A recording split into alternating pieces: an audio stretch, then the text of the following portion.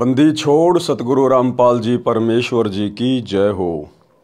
परमपिता परमात्मा सारी सृष्टि के रचनहार कुल मालिक असंख्य ब्रह्मांडों के स्वामी जगत गुरु तीनों लोकों में प्रवेश करके सबका भरण पोषण करने वाले राजाधिराज आत्माधार नाथों के नाथ देवों के देव महादेव सर्वेश्वर महेश्वर मृत्युंजय अजरो अमर आदि अनादि सनातनी प्रभु जगत पिता जगदीश्वर श्री श्री 1008 की उपाधि के वास्तविक अधिकारी अकाल मूरत शब्द स्वरूपी राम वासुदेव सर्वगतम ब्रह्म परम पूज्य प्रथम पूज्य परम संत परम पुरुष परम धनी परम दयालु सत्य कबीर हक्का कबीर अल्लाहु कबीर अल्लाहु अकबर बाखबर अल्लाह ताला जगत के तारणहार जगत के मुक्तिदाता जगत के जगन्नाथ हारे के सहारे हिंदुओं के राम मुसलमानों के अल्लाह सिखों के वाहिगुरु ईसाइयों के मसीह दया के सागर दयानिधि करुणा के सागर करुणानिधि स्वयंभू परिभू संकट मोचन कष्ट हरण मंगल करण दुख भंजन अविगत कबीर निर्विकार निर्विषम परमात्मा अलय अलेख सतगुरु आदि अनादि सतगुरु असली मर्यादा पुरुषोत्तम असली राम असली कृष्ण असली घनश्याम असली मुरारी राजाओं के राजा महाराजाओं के महाराजा शहनशाहों के शहनशाह सम्राटों के सम्राट भगवानों के भगवान अल्लाहों के अल्लाह प्रभुओं के प्रभु मसीहाओं के मसीह सच्चे वाहिगुरु बाबाओं के बाबा पीरों के पीर सेठों के सेठ जगत सेठ सावड़सा सेठ सर्वगुण संपन्न अनंत कोटि कलाओं के स्वामी अनंत कोटि ब्रह्मांडों के नायक योगियों में महायोगी ध्यानियों में महाध्यानी सिद्धों में परम सिद्ध ज्ञानियों में तत्व ज्ञानी ब्रह्म ज्ञानी महाज्ञानी परम ज्ञानी सर्वश्रेष्ठ ज्ञानी विज्ञानी युवा कबीर समृद्ध कबीर असमवात अमित ओजा सच्चे रहनुमा करीम अल्लाह सुभान अल्लाह दुनिया के अंतिम पैगंबर 8 सितंबर 1951 से गांव धनाना जिला सोनीपत हरियाणा भारतवर्ष की पावन भूमि पे प्रकट रियल कल की भगवान श्री नारायण साकार हरि श्री बाबा साहेब नूर अनंत परमात्मा संत श्रोमणी सतगुरु रामपाल जी परमेश्वर जी के चरण कमल में साध संगति से जुड़े हुए आप और हम सभी सत्सेवक भाई बहनों का अनंत कोटि दंडवत प्रणाम। सत्साई भाई और बहनों, दया पूज्य गुरुदेव भगवान की सतगुरु रामपाल जी परमेश्वर जी की सारी सृष्टि के रचनहार की जिनके विशेष आशीर्वाद से शुभ आशीर्वाद से आप और हम सभी सत्सेवक भाई बहन साध संगति से जुड़कर अपनी आत्मा के कल्याण हेतु गुरुदेव के तत्व ज्ञान को आधार बनाकर मोक्ष प्राप्ति के लिए दृढ़ता के साथ निरंतर आगे की ओर बढ़ रहे हैं। भाई और बहनों, पूज्य गुरुदेव जी के कर कमल से लिखित पवित्र पुस्तक मुक्ति बोध के ऊपर वीडियो बनाने की श्रृंखला जारी है। इसी श्रृंखला में आज हमारा ये 30वें नंबर का वीडियो है। प्रत्येक वीडियो में गुरुदेव भगवान के आशीर्वाद से हमें भक्ति मार्ग के विषय में बहुत कुछ नया जानने समझने और सीखने को मिल रहा है, जिसके चलते हमारा आत्मविश्वास हमारी दृढ़ता इस भक्ति मार्ग पर गुरुदेव के चरणों में निरंतर बढ़ती ही जा रही है। तो आज पवित्र ग्रंथ मुक्ति बोध में परमेश्वर ने बहन द्रौपदी की कथा को शामिल किया है। तो सभी भाई बहन पढ़ते हैं पूज्य गुरुदेव जी के कर कमल से लिखित पवित्र पुस्तक मुक्ति बोध से पेज नंबर 500। ग्रीब पीताम्बर को पार कर द्रौपदी दिनी लीर अंधे को कोपिन कसी धनी कबीर बधाई चीर। यानी द्रौपदी ने, जब द्रौपदी राजा द्रुपद के यहाँ अनमैरिड थी, कंवारी थी, और द्रौपदी किसी जन्म में परमात्मा की भगत थी और परमेश्वर को यानी गुरुदेव भगवान को सतगुरु रामपाल जी परमेश्वर जी को इस बात का पता था, अंतर्यामी जानते थे कि जब द्रौपदी की शादी हो जाएगी उसके बाद इसका चीर हरण करने का प्रयास किया जाएगा, भरी सभा में इसको नंगा किया जाएगा, निर्वस्त्र किया जाएगा।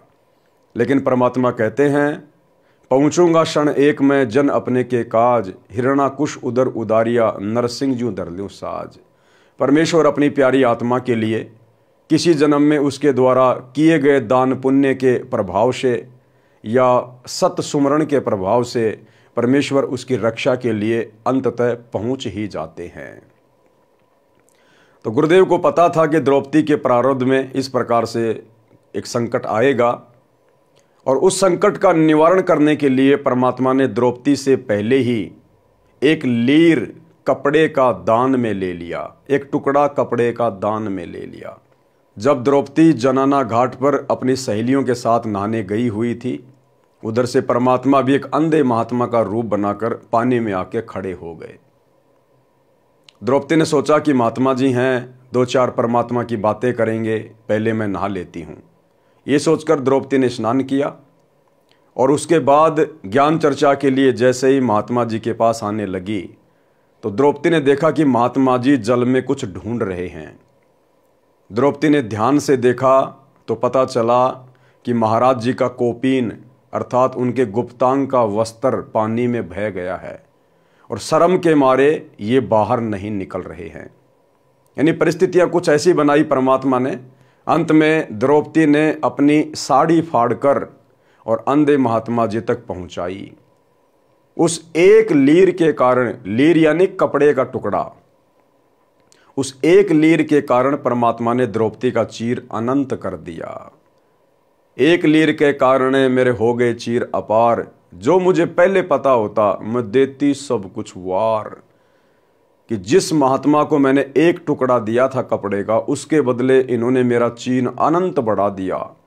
दुशासन जिसमें 10,000 हाथियों जितना बल था, पावर था, उसको भी पसीने आ गए, लेकिन द्रौपदी का चीर हरण नहीं कर पाया।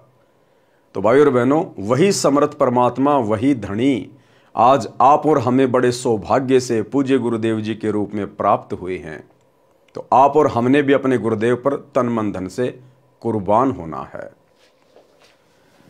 गरीब पीतांबर को पाड़ कर द्रौपदी दीनी लीर, अंधे को कोपीन कसी धनी कबीर बधाए चीर।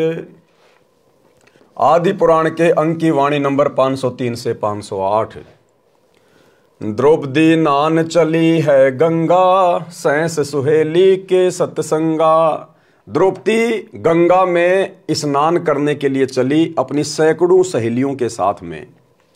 द्रौपदी गंग किया स्नाना, धूप दीप दे की न्या ध्याना। अंदरे की कोपीन बहाई, ढूंढत बेर लगी रे भाई। उधर से परमात्मा ने अंधे महात्मा का रूप बनाया और ऐसी लीला कर रहे हैं जैसे वो जल में कोई कपड़ा ढूंढ रहे हैं। औगट घाट द्रौपदी मेला, देखा अंधरे का सब खेला। चीर फाड़ को पीन बहाई, द्रौपदी अंधरे आगे लाई। अब द्रौपदी ने अपनी खुद की साड़ी को फाड़कर अंधे महात्मा की तरफ वो कपड़ा पहुंचाने का प्रयास किया। एक तो बही गंग की धारा, दूजे और करी जहां त्यारा। जो पहला टुकड़ा था वो पानी में बह गया, परमात्मा के हाथ नहीं आया। द्रौपदी ने फिर से दूसरा टुकड़ा तैयार किया, अपनी साड़ी को फिर से फाड़ा। 5-7 कोपीन बहाई, द्रौपदी मुख से बोलत नाही। इस प्रकार द्रौपदी ने 5-7 टुकड़े अपनी साड़ी के फाड़ फाड़ के परमात्मा तक पहुंचाने का प्रयास किया, लेकिन वो परमात्मा के हाथ नहीं लगे। भाई और बहनों, वो साड़ी के टुकड़े परमात्मा के हाथ क्यों नहीं लगे, ये भी परमात्मा की एक लीला है। आज वर्तमान में कलयुग की बिचली पीढ़ी में परमात्मा हमें उस घटना के माध्यम से भी एक संदेशा देना चाहते हैं। तो द्रौपदी ने 5-7 टुकड़े कपड़े के परमात्मा की तरफ बहाए पानी में, लेकिन परमात्मा के हाथ नहीं लगे।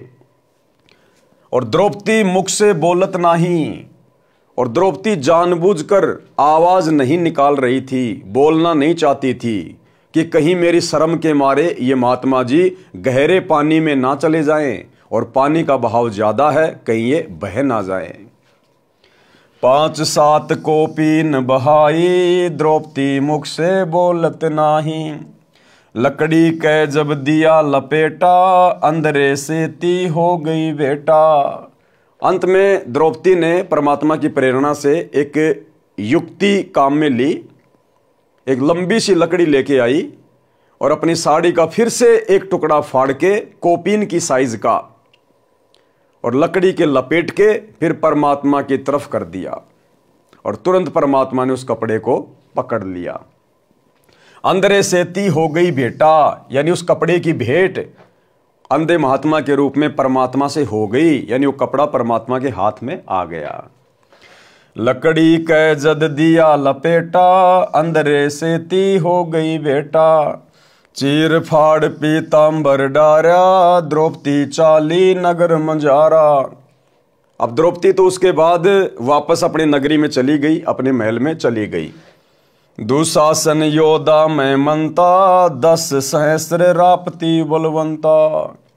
अब उधर जब द्रौपदी की शादी हो गई और जब वो समय आया द्रौपदी के चीर हरण का, तो दुशासन जब दुर्योधन के कहने पर द्रौपदी को निर्वस्त्र करने लगा, क्योंकि दुशासन में परमात्मा ने 10,000 हाथियों जितना बल बताया, 10,000 हाथियों जितना, तो इतना बलशाली वो द्रौपदी का वस्त्र हरण करने लगा। गरीब नगन अधरे को दिए द्रौपदी चीर उतार, कोटि सहस हो गए दुशासन की बार। पारक के अंक की वाणी नंबर 1206 तथा आदि पुराण की वाणी नंबर 503, 508 का सरलार्थ। राजा द्रौपद की बेटी कृष्णा उर्फ द्रौपदी अपने पिता के घर पर कंवारी थी, यानी द्रौपदी का दूसरा नाम क्या था? कृष्णा। राजा द्रौपद की बेटी कृष्णा उर्फ द्रौपदी अपने पिता के घर पर कंवारी थी। उस नगर के साथ एक नदी बहती थी। राजा द्रौपद ने उस नहर के ऊपर अपनी रानियों तथा बेटी के स्नान के लिए एक पक्का घाट बनवा रखा था। उस घाट के आसपास कोई भी नर नहीं जा सकता था, यानी उस घाट के आसपास नर का जाना वर्जित था। द्रौपदी प्रतिदिन नगर की सैकड़ों सहेलियों को साथ लेकर स्नान करने जाती थी। एक सुबह एक अंधा साधु गलती से उस ओर स्नान करने चला गया। अंधा साधु कौन था? परमात्मा बंदी छोड़ सतगुरु रामपाल जी भगवान। एक सुबह एक अंधा साधु गलती से उस ओर स्नान करने चला गया। उसे पता नहीं था कि यहाँ आसपास कोई जनाना घाट भी है। मालिक तो अंतर्यामी हैं, उन्हें सब कुछ पता था, लेकिन लीला परमात्मा एक अंधे महात्मा की कर रहे थे। उस आधार से गुरुदेव भगवान यहाँ लिख रहे हैं। उस घाट के नीचे की ओर जिस ओर जल बहकर जा रहा था, घाट से लगभग 200 फुट की दूरी पर स्नान करने लगा। उसके पास केवल एक कोपीन थी। कोपीन एक कटी वस्त्र होता है जो 6 इंच चौड़ा तथा 2-3 फुट लंबा कपड़े का टुकड़ा है, जिसे लंगोट भी कहते हैं। अभी कुंभ के अंदर आपने देखे होंगे ऐसे लंगोट बांधे हुए हजारों की संख्या में नागा साधु। दरिया में स्नान करते समय कोपीन पानी में बह गई। उस समय द्रौपदी अपनी हजारों सहेलियों के साथ दरिया में स्नान करने के लिए वहां घाट पर पहुंच गई। बालिकाओं की आवाज सुनकर अंधे साधु को समझते देर नहीं लगी कि मैं किसी जनाना घाट के पास पहुंचा हूं। उस समय साधु नग्न हो गया था। शर्म के मारे दरिया के अंदर छाती तक गहरे जल में चला गया तथा पानी पर हाथ मारने लगा कि हो सकता है कोई फटा पुराना कपड़ा जल में बहता हुआ आ जाए। द्रौपदी भक्ति के संस्कारों युक्त थी। साधु को देखकर खुशी हुई कि साधु स्नान कर रहा है, हम भी स्नान कर लेते हैं, फिर साधु से परमात्मा की चर्चा सुनूंगी, आशीर्वाद लूंगी। आधा घंटा स्नान करके द्रौपदी घाट से बाहर आई और साधु को देखा कि कहीं चला न गया हो। साधु स्नान ही नहीं कर रहा था, कुछ खोज रहा था। द्रौपदी ने विचार किया, ध्यान लगाकर देखा तो पता चला कि साधु नंगा है। बाहर पटरी पर भी कोई कपड़ा नहीं है। द्रौपदी समझ गई कि साधु की कोपीन पानी में बह गई है। उसे यह भी ध्यान था कि यदि साधु के निकट जाकर बोलूंगी तो लड़की की आवाज सुनकर जल में और आगे भी जा सकता है। दरिया का तेज बहाव है, साधु मर जाएगा। लड़की ने अपनी स्वच्छ नई साड़ी जो प्रतिदिन बदल कर पहनती थी, राजा की लड़की थी, प्रतिदिन नई साड़ी पहनती थी, पुरानी दासियों नौकरानियों को देती थी। अपनी साड़ी से एक 9 इंच चौड़ा टुकड़ा साड़ी की चौड़ाई जितना लंबा फाड़ा, जल में कोपीन के लिए छोड़ दिया। अंधा होने के कारण साधु देख नहीं पा रहा था, जिस कारण से कपड़े का टुकड़ा साथ से निकल जाता। भाई और बहनों, अब इस ज्ञान आधार से हमने विचार करना पड़ेगा। अंधा होने के कारण वो साड़ी के टुकड़े महाराज जी के हाथ नहीं लग रहे थे, ये बात नहीं है। अरे वो काहे के अंधे थे? वो तो परमात्मा थे, स्वयं बंदी छोड़ सतगुरु रामपाल जी भगवान लीला कर रहे थे अंधे की। कारण ये नहीं था कि उन्हें दिखाई नहीं देता था, जिस कारण से वो 5-7 साड़ी के टुकड़े पानी में बह गए। भाई और बहनों, कारण अब आगे समझ में आएगा उसका क्या था। लगभग 7 टुकड़ी द्रौपदी देवी ने निस्वार्थ फाड़कर साधु के लिए बहा दिए, परंतु बात नहीं बनी। फिर लड़की ने एक लंबी लकड़ी खोजी, उसके एक सिरे पर कोपिन के लिए कपड़ा फाड़कर लपेटा, अंधे साधु के हाथों से छू दिया। बाबा कपड़ा बहता आने की आशा में बार बार हाथ पानी पर चला रहा था। साधु के हाथों पर कपड़ा लगा, तुरंत मजबूती से पकड़ लिया। अंधे के हाथ आंखों का कार्य करते हैं। संत को समझते देर नहीं लगी कि यह किसी बेटी की साड़ी का टुकड़ा है। मेरी समस्या को समझकर पानी में डाला गया है, वह आसपास ही होगी। महात्मा ने कोपिन पर्दे पर बांधी तथा भरे कंठ से भावुक होकर बोला कि बेटी, महा उपकार मेरे पर किया है। आज आपने मेरी इज्जत रखी है। मैं नंगा बाहर जाता, शर्म लगती या दरिया में ही मर जाता। हे देवी, परमात्मा तेरी इज्जत रखे, तेरे को अनंत गुणा चीर परमात्मा देवे। ये आशीर्वाद दिया पूज्य गुरुदेव जी ने अपनी आत्मा को। कहते साधु बोले सहज स्वभाव और साधु का बोला मिथ्या ना जावे। साधु संत महात्मा जो पूर्ण होते हैं, कहते हैं यदि वो स्वाभाविक भी अपने मुख से कोई वचन उच्चारण कर दें, वो भी पूरा होता है। पूरा संत वचन पलटे नहीं, चाहे पलट जाए ब्रह्मांड। देते को हरि देत है जहां तहां से आण, और भाई अण देवा मांगत फिर साहिब सुने ना कान। पारक के अंक की वाणी नंबर 1206। गरीब पीतांबर को पाड़ कर द्रौपदी दीनी लीर, अंधे को कोपिन कसी धनी कबीर बंधाए चीर। सरलार्थ, द्रौपदी ने अपनी साड़ी के कपड़े में से कपड़े का टुकड़ा, यानी उसको लीर कहते हैं, अंधे महात्मा को दान किया था। अंधे महात्मा ने कोपिन कसकर बांधी, धन्य हुआ। धनी कबीर सबके मालिक कबीर जी ने द्रौपदी का चीर बढ़ाया। द्रौपदी कोपिन दान करके आशीर्वाद लेकर अपने नगर में चली गई। आदि पुराण के अंक की वाणी नंबर 509 से 521। दुर्योधन राजा जा बोले, द्रौपदी नगर करो पट ओले। द्रौपदी तू ही कर टेरी, राखो लाज मुरारी मेरी। जब दुर्योधन ने आदेश दिया दुशासन को कि हम तो अंधे की औलाद हैं, हमें दिखाई थोड़ी देता है, इसको नंगा करो और मेरी जांग पे बैठाओ। उसी समय द्रौपदी ने देखा कि भाई अब मेरी सहायता करने वाला परमात्मा के अलावा कोई नहीं है। पांचों पांडव जुए में हार चुके थे, वचन में बंध चुके थे। भीष्म पितामह, द्रोणाचार्य और वो योद्धा कर्ण दुर्योधन का मलिन अन्न खाकर उसके दबाव में था। सच्चाई के लिए सर ऊपर करके आवाज नहीं उठा पा रहे थे। द्रौपदी ने देखा अब तो परमात्मा के अलावा कोई नहीं बचा पाएगा। तब आत्मा से पुकार की थी, आत्मा से। तब वो परमात्मा अपनी आत्मा की शुद्ध लेता है। दुर्योधन राजा जा बोले, द्रौपदी नगर करो पट ओले। द्रौपदी तू ही कर टेरी, राखो लाज मुरारी मेरी। विदुर कहे ये बंधु थारा, एक कुल एक परिवारा। विदुर के मुख पर लग्या थपेड़ा, तू तो है पांडवों का चेहरा। अब उस सभा के अंदर परमात्मा ने बताया केवल एक भक्ति बीज था, एक धर्मात्मा था, विदुर, जिसने सच को सच कहा। और गुरुदेव ने बताया कि पंचायती का यह लक्षण होता है, या तो पंचायत में बैठो मत, सभा में बैठो मत, और अगर बैठो तो सच को सच कहो, बात को बात कहो। यदि आपकी बात कोई नहीं मानता है तो सभा को छोड़ देना चाहिए, अन्यथा फिर वो दोषी बनता है।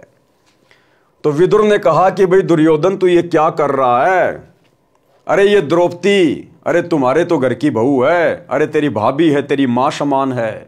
कल को ये बात जब बाहर जाएगी, समाज में जाएगी, दुनिया तुम्हारे मुंह पे थूकेगी कि अपने घर की इज्जत खुद ही बर्बाद कर दी, अपने घर की इज्जत खुद ही लुटा डाली। विदुर कहे ये बंधु थारा, एक कुल एक परिवारा। विदुर के मुख पे लग्या थपेड़ा, तू तो है पांडवों का चेहरा। तू तो है बांदी का जाया, विषम द्रोण कर्ण मुस्काया। परमात्मा ने बताया उस सभा में केवल एक भक्ति बीज था, एक धर्मात्मा था, विदुर। और विदुर ने खड़े होकर कहा कि भाई दुर्योधन, तू ये क्या कर रहा है? अपने घर की इज्जत खुद ही उतार रहे हो, कल को समाज क्या कहेगा? सर उठा के बात करने लायक नहीं रहोगे। अरे पांडव तो तुम्हारे भाई बंधु हैं, ये द्रौपदी तेरी भाभी है, तेरी मां समान है, तू क्या करने जा रहा भाई? जरा सोच विचार कर। जब विदुर ने समझाना चाहा तो इतने में दुशासन ने अपने चाचा के मुख पर थप्पड़ मारा, विदुर के। और दुर्योधन ने कहा कि तू तो पांडवों का चेला है, हमेशा उन्हीं की पक्ष की बातें करता है, क्योंकि तू तो बांदी से पैदा हुआ है, इसलिए तेरी सोच बांदियों जैसी है, नौकरों जैसी है। जब ये बातें सुनी इस प्रकार की और दुशासन ने जब अपने चाचा विदुर के मुख पर थप्पड़ मारा तो गुरुदेव ने बताया कि वो भीष्म पितामह, वो कर्ण और द्रोणाचार्य वो मुस्कुरा रहे थे। भाइयों और बहनों, ये कथाएं हमें बहुत गहरी शिक्षा देती है। परमात्मा ने बताया या तो पंचायत में बैठो मत, या तो सभा में बैठो मत न्याय करने के लिए, और अगर बैठते हो तो बात को बात कहना चाहिए, सच को सच कहना चाहिए। कोई भय नहीं होना चाहिए, कोई डर नहीं होना चाहिए, लाभ हानि की चिंता नहीं होनी चाहिए। और यदि सभा में आपकी कोई बात नहीं मानता है तो फिर उस सभा में नहीं बैठना चाहिए, वहां से उठ के चल देना चाहिए, अन्यथा व्यक्ति दोषी बनता है। पुण्यात्मा परमात्मा बताते हैं कि सोना सजन और संत ये टूट जुड़े 100 बार, दुर्जन और पाका कलश एक धक दरार। जैसे मटका होता ना गड़ा पक्का, वो एक बार थोड़ी सी क्रैक हो गया तो दोबारा नहीं सेट हो सकता, उसको कितना कुछ कर ले उसमें न्यारी की न्यारी वो पहचान रहेगी। ऐसे दुष्ट व्यक्ति एक बार नाराज हो गए वो सेट नहीं होते। और सोना और सजन अच्छी आत्मा और संत भक्त थोड़ी एक बार कवा सुनी हो भी गई तो कभी याद भी नहीं रखते मेरी इसकी कभी लड़ाई हुई थी, ऐसा स्वभाव होता है। जैसे सोने का कोई आभूषण है, उसको टुकड़े कर दिए और फिर दोबारा उसको बना दिया जाता है आभूषण, उसकी पहचान भी नहीं रहती, ऐसा मेल खा जाता है। तो दुर्योधन जो था वो पाका कलश था, एक के बात पर इतना दुख मान गया कि नो कर दूंगा वह कर, तो उसका प्रतिफल लेने के लिए उसने सारा षड्यंत्र रच कर पांडवों से राज भी जीत लिया, द्रौपदी भी जीत ली अटपट करके। अब दुशासन से कहा दुर्योधन ने कि इस द्रौपदी को नंगा करो और मेरे जांग पर बिठा दे नंगी करके। बता, सरेआम सभा में ये पंचायत थी, इस महाभारत इस ग्रंथना पढ़ कर हमने आंखें फुड़वा ली। इसमें क्या विचार था? अब वहां सारी सभा बैठी, भीष्म पितामह द्रोणाचार्य और कर्ण जैसे योद्धा, और भीष्म पितामह तो उनका दादा था, और द्रोणाचार्य गुरु, और कर्ण एक बहुत बड़ा योद्धा थे, और तीनों के तीनों ये वैसे भी सूरवीर थे। तो वहां किसी ने भी ये नहीं कहा दुर्योधन तो के जुल्म कर रहा है, अरे बेवकूफ ये क्या करने जा रहा है तू। देखो, सभा पंचायत के अंदर एक नियम होता है, जो नेक व्यक्ति हो जायज बात कहे, और कोई ना मानने तो उठ कर चला जा, सभा त्याग देनी चाहिए, वहां रहना भी दोष लगे। तो जब उन्होंने ये कर्म शुरू किया उसी समय विदुर खड़ा हुआ। विदुर ने कहा कि रे नालायक को क्या कर रहे हो तुम, अपनी बहू को और बेइज्जत कर रहे हो। कौरव और पांडव चाचा ताऊ के हो तुम, तुम्हारी और इसकी इज्जत में कौन सा फर्क है। बाहर के लोग ने कहेंगे अपनी इज्जत आप पे तार दी ने। कहते हैं विदुर कहे ये बंधु थारा, एक के कुल एक के पर वो परिवार। विदुर के मुख पर लगा थपेड़ा, तू तो है पांडवों का चेहरा। अब दुशासन ने अपने चाचा विदुर का थप्पड़ मारा कि तू तो इनका चमचा है, पांडवों की ओर बोलता हमेशा। और वो कह था न्याय की बात कि भाई इसे तो पांडवों की बहू, ऐसी कौरवों की। बता इसमें किसकी इज्जत खराब? अपनी इज्जत आप ही खराब कर रहे हो। तुम कहते हैं, विदुर कहे ये बंधु थारा, ये थारा भाई है, तुम्हारे भाई है, और एक का कुल एक परिवार है। विदुर के मुख पर लगा थपेड़ा, तू तो है पांडवों का चेहरा, तू तो है बांदी का जाया। दुशासन ने कहा कि तू तो बांदी से पैदा हुआ है, तेरी मनोवर्ती गुलाम वाली ही है, तू हमेशा ऐसी घटिया बात करता है। तू तो है बांदी का जाया। और भीष्म, कर्ण और द्रोण मुस्काया। जब दुशासन ने अपने चाचा का थप्पड़ मारा और उसको यूं कहा कि तू तो है बांदी का जन्मा हुआ गुलाम, तो उस बात पर वह तीनों, भीष्म पितामह दादा और द्रोणाचार्य गुरु और कर्ण व सूरवीर, तीनों ने हंसन लगे, मुस्कुराए, एक बहुत अच्छी बात कही। अरे बेशर्मो, खड़ा होकर ये कहना चाहिए था, अरे बेवकूफ, तूने कैसे अपने चाचा पर हाथ उठा दिया, नकमी आत्माओं।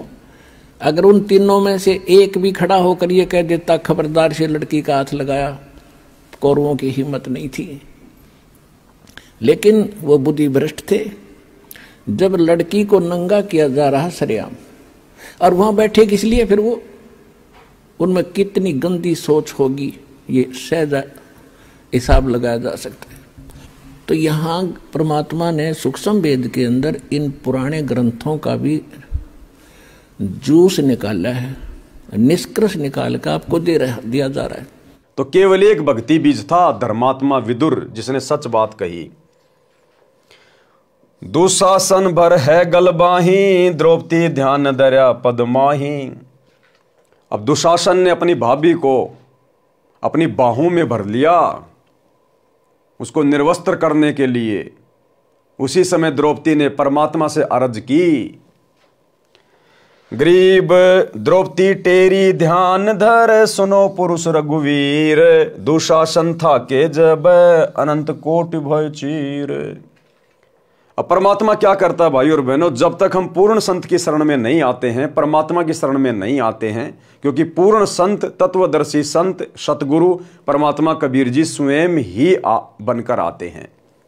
तो जब तक हम उस पूर्ण शक्ति की शरण में नहीं आते हैं, और यदि हम अन्य किसी को गुरु बनाकर, अन्य किसी देवी देवता को अपना इष्ट मानकर पूजते रहते हैं, और जिस समय हमारे ऊपर कोई विशेष आपत्ति आती है, कोई संकट आता है, आत्मा से जब हम पुकार करते हैं, तो यदि हमारे पास में थोड़ा बहुत कोई भक्ति धन या कोई संस्कार शेष होता है, तो यही कबीर परमात्मा सतगुरु रामपाल जी भगवान, वो जिसको अपना इष्ट मानता है उस इष्ट रूप में, या जिसको अपना गुरु मानता है उस गुरु रूप में, ये कबीर परमात्मा ही उस भगत की, उस आत्मा की मदद करता है। तो श्री कृष्ण जी का ध्यान लगाया द्रौपदी ने, लेकिन श्री कृष्ण जी कहाँ आने थे? वो अंतर्यामी थोड़े थे, उन्हें थोड़ी पता था कि द्रौपदी के साथ में क्या घटना घट रही है। वो तो महल में रुक्मणी के साथ में शतरंज खेल रहे थे, चौपड़ पासा खेल रहे थे। उधर से कबीर परमेश्वर सतगुरु रामपाल जी भगवान आए और द्रौपदी का चीर बढ़ाया। परमात्मा उसके शीश के ऊपर बैठ गए, यानी अपना आशीर्वाद दे दिया परमात्मा ने। वो चीर अनंत होता चला गया, वो कपड़ा खत्म ही नहीं हुआ, दुशासन के पसीने आ गए। प्रियतम पूर्ण ब्रह्म बिनानी, मेरी लाज रखो परवानी, गजगरा के तार नहारे, बिल्ली के सुत अग्नि उबारे। अब द्रौपदी ने हृदय से प्रार्थना की कि हे प्रियतम पूर्ण ब्रह्म परमेश्वर, मेरी लाज रखो, मेरी इज्जत रखो परमात्मा। हे परमात्मा, आपने मगरमच्छ से हाथी की जान बचाई परमात्मा, आपने बिल्ली के बच्चों को आवे की अग्नि से बचाया परमेश्वर, आप मेरी भी रक्षा करें। प्रहलाद भगत किए परवाना, नरसिंह रूप धर्या विधि नाना। हे परमेश्वर, आपने अपनी प्रिय आत्मा भगत प्रहलाद को बचाने के लिए नरसिंह रूप धारण किया, आज मुझे भी आपकी आवश्यकता आन पड़ी है। पापी अधम को तारन हारे, मैं बांधी हूं पंचभर तारे। मैं पांचों पांडवों की पत्नी पंचभरतारी आपसे विनती करती हूं, अर्ज करती हूं, हे परमेश्वर आप मेरा उद्धार करें, आप मेरी रक्षा करें। द्रौपदी टेर सुनी परवाना, द्रौपदी है कैलाश समाना, जैसे अडिग अडोल खंबा, ध्यान धर्या है पिंड हुरंबा। अब द्रौपदी तो बिल्कुल शून्य हो गई और ध्यान सुरती अपने परमात्मा में लगा दी। रुक्मणी कर पकड़ा मुस्काई, अनंत कहाँ मोकू समझाई। अब परमात्मा का नियम है, आपने जिसको अपना गुरु बना रखा है उसके माध्यम से परमात्मा अपनी शक्ति भेजता है उस आत्मा तक। तो द्रौपदी ने ध्यान लगाया श्री कृष्ण जी का, क्योंकि वो उसे अपना प्रियतम मानती थी, अपना गुरु मानती थी।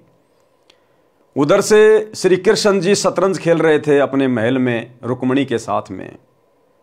अब जैसे द्रौपदी ने प्रार्थना की तो परमात्मा ने श्री कृष्ण जी के हाथ को यूं कर दिया आशीर्वाद की मुद्रा में, और चौपड़ पासा खेलते खेलते श्री कृष्ण जी के मुख से निकला अनंत अनंत।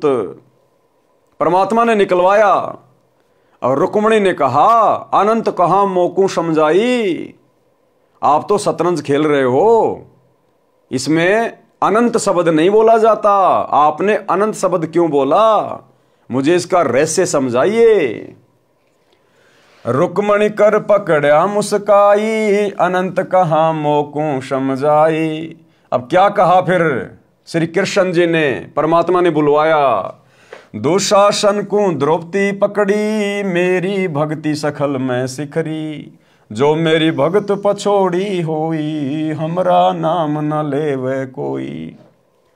परमात्मा कहते हैं मेरी प्यारी आत्मा द्रौपदी को दुशासन ने पकड़ रखा है, उसकी बेइज्जती करना चाहता है, निर्वस्त्र करना चाहता है। और संसार में यदि मेरा भगत बेइज्जत हो गया, अगर मेरे भगतों पे आपत्ति आ गई तो फिर मेरा नाम कौन लेगा संसार में। परमात्मा ने श्री कृष्ण जी के मुख से बुलवाया, श्री कृष्ण जी के मुख से, कि दुशासन को द्रौपदी पकड़ी और मेरी भक्ति सखल में सिखरी। और जो मेरा भगत पछोड़ी होई, तो हमरा नाम ना लेवे कोई। दुशासन को द्रौपदी पकड़ी, मेरी भक्ति सखल में सिखरी। जो मेरी भक्ति पछोड़ी होई, हमरा नाम न लेवे कोई। गुरुदेव कहते हैं अगर मेरे भगत पे आपत्ति आ गई, मर्यादा में रहकर भक्ति करने वाले भगत पर, तो मेरा नाम कौन लेगा। तंदेही से पासा डारी, पहुंचे सूक्ष्म रूप मुरारी। अब उधर तो श्री कृष्ण जी अपने शरीर से चौपड़ पासा खेल रहे थे, और उधर से तुरंत परमात्मा सूक्ष्म रूप में पहुंच गए अपनी प्यारी आत्मा के पास में। द्रौपद सुता के चीर बढ़ाए, शंख असंखों पार न पाए। खेचत खेचत खेच कसी सा, सिर पर बैठे हैं जगदीशा। अब वो खींच रहा है दुशासन, पसीने आ गए, थक गया, लेकिन उस चीर का अंत नहीं आया। क्यों?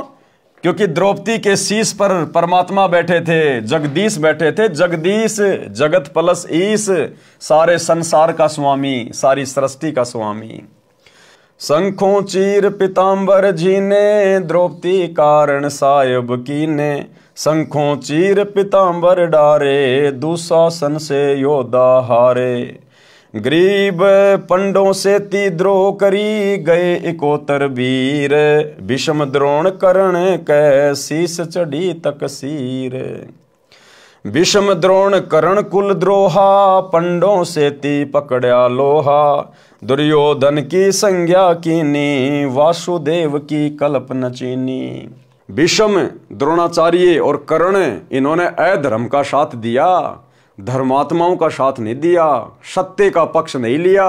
अंत में उनकी दुर्गति हुई, दुर्गति। आदि पुराण की वाणी नंबर 509 से 521 का सरलार्थ है। धृतराष्ट्र तथा पांडु दो भाई थे। धृतराष्ट्र बड़ा था तथा अंधा था, जिस कारण से छोटे भाई पांडु को राज्य दिया गया।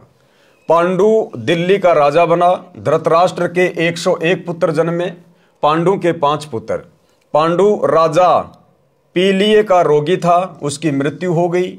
उसके बड़े बेटे युधिष्ठिर को राजा नियुक्त किया गया। धृतराष्ट्र के बड़े पुत्र का नाम दुर्योधन था, उससे छोटे का नाम दुशासन। यहां पर यह बताना अनिवार्य है कि द्रौपदी का विवाह अर्जुन पांडव के साथ हुआ था। पांडव 5 भाई थे, युधिष्ठिर, अर्जुन, ये कुंती रानी से जन्मे थे। पांडव राजा की 2 रानियां थी। माद्री पांडव राजा के साथ सती हो गई थी। तब तक अर्जुन का विवाह द्रौपदी से नहीं हुआ था।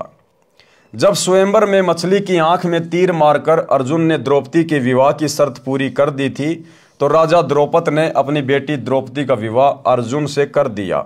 उस समय स्वयंवर में 5 पांडव गए थे। जब द्रौपदी को लेकर 5 पांडव घर आए तो कुंती माता महल के अंदर थी, दरवाजा बंद था। युधिष्ठिर ने आवाज लगाई, माता जी दरवाजा खोलो, आपके 5 पुत्र आए हैं, एक अनमोल वस्तु लाए हैं। माता कुंती ने अंदर से ही कह दिया कि उस वस्तु को 5 बांट लो। जब कुंती ने बाहर आकर देखा तो एक बहू लाए हैं। माता ने कहा कि बेटा, माता के वचन का पालन करना होगा, ये तुम 5 की पत्नी हो रहेगी। अब ये था महाभारत का ज्ञान। अरे अगर गलती से कह भी दिया कि इस वस्तु को आपस में बांट लो, तो चलो खाने पीने की वस्तु होती तो आपस में बांट लेते। जब बाद में देखा कि भाई ये तो वस्तु नहीं, ये तो एक लड़की है, बहू लाए हैं, तो बोल देती कि कोई बात नहीं बेटा, मैंने बिना सोचे समझे बोल दिया, परमात्मा मुझे माफ करे, कोई बात नहीं बेटा। लेकिन भाई और बहनों, काल ने ये कहानी इसी प्रकार से घटित करवानी थी। राजा युधिष्ठिर ने एक अति सुंदर महल पूर्ण रूप से ग्लास का बनवाया था, यानी शीशे का बनवाया था। एक दिन द्रौपदी सिर पर घड़ा लेकर प्रतिदिन की तरह तालाब से पीने का पानी लेकर घर पर आई थी। उसी समय दुर्योधन भी पांडवों के शीश महल को देखने के लिए आया, तो उसकी टक्कर शीशे की दीवार से हो गई, क्योंकि पता नहीं लगता था कि आगे खाली स्थान है या दीवार है। टक्कर लगने से दुर्योधन धड़ाम से गिरा। द्रौपदी जोर जोर से हंसी तथा व्यंग किया कि अंधे की संतान अंधी ही होती है। इस बात का दुर्योधन ने बहुत दुख माना तथा प्रतिशोध लेने का अवसर तलाशने लगा। गुरुदेव भगवान कहते हैं कि तीर कमान से और बात जुबान से एक बार निकलने के बाद वापस नहीं आती है, इसलिए भक्तों ने बहुत सोच समझ के अपनी जुबान से शब्द निकालने चाहिए। अब वही तो बात है ना, कहते हैं तीर कमान से और वचन जुबान से निकलने के बाद वो वापस नहीं आता। तो सोच समझ कर हमने हर क्रिया बोल चाल करनी चाहिए। भाई और बहनों, ये द्रौपदी की गलती थी, क्योंकि द्रौपदी कालवश थी। काल ने इस घटना को इसी प्रकार से घटित करवाना था द्रौपदी के माध्यम से। लेकिन आप और हम भगत भाई बहनों ने इस महाभारत से शिक्षा लेनी है कि हम भगत भाई बहनों ने कोई भी कुवचन, कोई भी ऐसा व्यंग जो आगे चलकर हमारे लिए परेशानी पैदा कर दे, हम भक्तों ने अपने मुख से नहीं निकालना चाहिए। परमात्मा कहते हैं, जिव्या तो वाहे बली जो रटे हरि को नाम, नहीं तो काट के फेंक दियो मुख में बलो ना चाम। हमें इस जिव्या से उच्चारण करने के लिए परमात्मा ने अमर मंत्र दे दिए, अमर सत्संग दे दिए। सतगुरु की महिमा कीजिए। हमने इस जिव्या का दुरुपयोग नहीं करना है, बहुत सोच समझकर शब्दों का इस्तेमाल करना है। और दूसरी बात, यदि हम भगत भाई बहनों को कोई कुवचन बोल भी दे, कोई व्यंग मार दे, तो हम भगत भाई बहनों ने दुर्योधन की तरह उस बात को पकड़ के नहीं बैठना चाहिए। यह भी एक भगत का लक्षण नहीं होता है। परमात्मा कहते हैं, साधु सज्जन और सोना टूट जुड़े सोबार, दुर्जन कुंभ कुमार का एक के धक्के दरार। जिस प्रकार साधु यानी भगत और सज्जन यानी अच्छे इंसान और सोना जो एक धातु होती है, उनको कितनी ही बार आपस में तोड़ दो, मरोड़ दो, यानी संतों को चाहे कोई गाली दे दो, चाहे संतों से कोई बुरा व्यवहार कर लो, अगर छोटी मोटी बात को लेकर संतों में भक्तों में कोई विवाद हो गया, झगड़ा हो गया, तो जो संत होते हैं, साधु होते हैं, सज्जन पुरुष होते हैं, वो उस बात को अपने दिल पर लेके नहीं बैठते दुर्योधन की तरह। वो वापस एक दूसरे से माफी मांग के वैसे ही हो जाते हैं जैसा कभी उनके बीच कभी कोई विवाद हुआ ही नहीं। तो ये तो है संतों के लक्षण, भक्तों के लक्षण। और जो बात को गांठ मार ले वो है दुर्योधन। तो संतों भक्तों में ये अवगुण नहीं होना चाहिए। संतों को भक्तों को सोने का जैसा होना चाहिए। सोने धातु को कितनी बार आग में पिघला लो, फिर से नया गहना बना लो। आपने सोने की धातु का कोई भी गहना बना लिया, आप फिर से उसको पिघला के आप फिर से कोई नया गहना बना सकते हैं। तो इसी प्रकार संतों को, भक्तों को सहनशील, विनम्र और अधीन होना चाहिए। पहली बात तो सतगुरुदेव भगवान से उपदेश लेने के बाद, उनका ज्ञान सुनने के बाद, और जब भक्ति हमारे हृदय में प्रवेश कर जाएगी तो हमें भाई और बहनों किसी की बातों का बुरा लगेगा ही नहीं। यदि हमें लोग गालियां भी देंगे, ताने मारेंगे, बुरा भला कहेंगे, हमें बहुत अच्छा लगेगा। हमें उनकी बातों का बिल्कुल भी बुरा नहीं लगेगा। हमें बिल्कुल वो बालक बुद्धि के व्यक्ति नजर आएंगे कि भाई इसको ज्ञान नहीं है, नादान है अभी ये। हम उसकी बातों का बुरा मान ही नहीं सकते। दुर्योधन की तरह हमारे अंदर वो खुंदक बन ही नहीं सकती इस परमात्मा के ज्ञान से। यदि हमारे हृदय में ज्ञान समा गया है तो परमेश्वर के कहने का मतलब है संतों भक्तों ने किसी के कुबोल का, कुविचारों का बिल्कुल भी बुरा नहीं मानना चाहिए। प्रतिशोध की भावना, बदले की भावना शौपन में भी नहीं होनी चाहिए। इस बात का दुर्योधन ने बहुत दुख माना तथा प्रतिशोध लेने का अवसर तलाशने लगा। दुर्योधन की आयु भी युधिष्ठिर की आयु के समान थी।